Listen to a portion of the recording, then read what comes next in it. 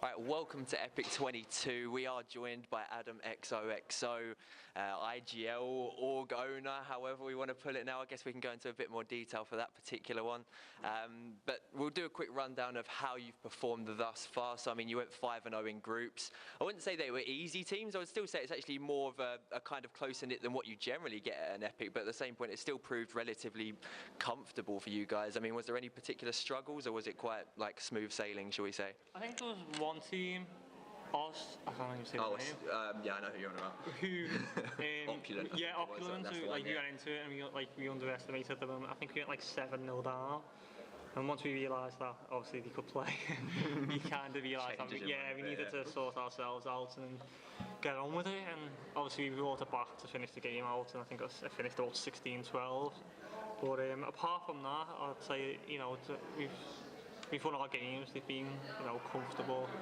You know, it's not been an easy run exactly, but I'd say, I mean, groups, in fairness, like for especially, I mean, what were you seeded, fourth? Fourth, yeah. Yeah, so I mean, for the most part, you'd highly expect groups to be the kind of a reasonably smooth sailing process anyway. But then you move on to Rasta, and Rasta again, I mean, it was a mixed team to an extent in the way that they formed. But I mean, it was still another comfortable 2-0. They were 13th seed going through to it, but I mean, either way. Yeah, you should be beating them. Obviously, I think we played Train and Mirage against them. Can't remember if memory serves correct. Yeah. But again, I think we got a few rounds T-side, and once we realised that we need to pick our own and get our stuff together, we just picked it up and finished the games off. So again, hopefully. So I mean, after that, you moved into the Goose House, and that's kind of at that point where you're thinking, all right, this is going to start to get a bit of a tough. This is going to be your first test before you're kind of looking into it, especially like players like B-Magic. You got Tamsa of all people as well, you know very well. So we went into that game and we were thinking, obviously it was going to be a close game, and it actually went really well for us. We started off on Inferno CT side. I think we went like 13-2 up CT side. So obviously winning that many rounds CT side on Inferno helped us a lot.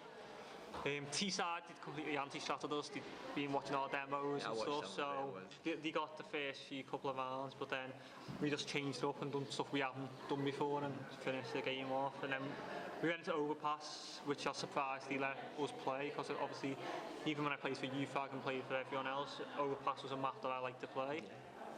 So again, that went. I think, do you find it interesting in that, like, I mean, I guess an epic.LAN's not really the LAN that most teams go into researching other teams for, is it? Because you don't really know what to expect. The rosters are quite all over the place. Do you find it when teams are, like, if you pick up the read when, say, like, e.g. Goose House first map, where they're predicting and knowing what your strats are, do you find it easier to kind of then go to that more relaxed, free mentality sort of thing? Because they're not going to expect it at all in that aspect, are they? They're just going to play. When we played Goose House, because obviously it's bam bam pick there, in my head straight away, they're going to pick Nuke or Inferno, and they play Nuke a lot, whereas we don't. So we banned Nuke and we played Inferno, and obviously you're lucky to get CT side first, obviously get a good lead, and then, you know, we only needed, I think, 3 rounds on T side, so you've got like less to play with. You don't really need to like pull stuff out the bag. And then on Overpass again, we won the knife again, so CT again. We got, I think, 11 rounds CT. So like winning 5 rounds T side isn't really that hard. I think we won pistol, and I think we just played fast really, more than doing strats or anything. It just relied on individual skill, and it worked out for us. I think at that point, especially starting on CT side, where I think UK teams as a whole are just overall a lot more comfortable with it in the way that they play on CT sides, especially mixed teams. So do you think that going through in the way that you've played it so far, like, what were your expectations before the event, and do you think that how it's gone so far is parallel to what you wanted in the first place? I think before the events we wanted top 4, like that was our aim. Obviously we come top 4 at I-Series and top 4 last epic.LAN. So again, I think, especially with obviously the best teams are at T-Finity, the best players are at T-Finity. So disrespect to anyone here, but like obviously the best teams in general are at T-Finity. So I think with them teams missing, we've kind of got to look at this and think, you know, top 4 is where we should be trying to come. I mean, it's happened with Epic a few times. You look back and scroll back to like the Bulldog wins and things like that, of where maybe the top teams weren't able to attend for one reason or another. But I mean, it's good in a way, because then it gives like another team potentially an opportunity to win an event that they might not normally win. So it gives them a good like status in that particular instance. But now you're obviously waiting. It's between London Lynx or Enclave coming up next.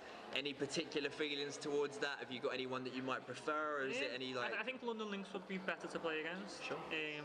But again, Enclave, they're kind of like pugging it, so I think either way it could benefit us. But at the end of the day, we just got to beat what's in front of us. So it's the only way you can look at it in that perspective. Either team. That's fair. That's fair. Last but not least, good sir, then, like, have you got any specific shout-outs? I know you're doing a lot of ProjectX at the moment, so I mean, spam out some filthy advertisement for that. So, Filthy Candy, who have helped us a lot, and they've looked after us. I've got a Filthy Candy t-shirt on underneath this, by the way, as well. And Duality Media, with their Cynic, they've looked after us a lot. They've done the website for us and sorted us out and fixed everything for us. For Christmas, we've got a £1,000 giveaway coming up. We're giving away a 1080 graphics card if people want to follow us. Might be rigged for certain people. If people want to follow ProjectX Twitter. We're also in possibly February to later on next year going to be giving the iPhone X away to anyone who wants to enter that and sign up. So he's just trying to bait us in at the moment. So hopefully it picks up and it carries on going the way we're going. And ProjectX is going well, and the website's finally finished. We're about to launch that, so hopefully that goes well, and hopefully everything else. We're in talks with a few people, so if that goes well, hopefully we can go to every single event and you'd be comfortable. Yeah, so that's fair. All right, ladies and gents, obviously this has been Adamxoxo from ProjectX and myself, Simply Said. And this will be one of the first interviews that we've got coming, I guess, but we should have a lot more coming, so stay tuned and keep an eye on the streams and on all content from epic.LAN. Peace.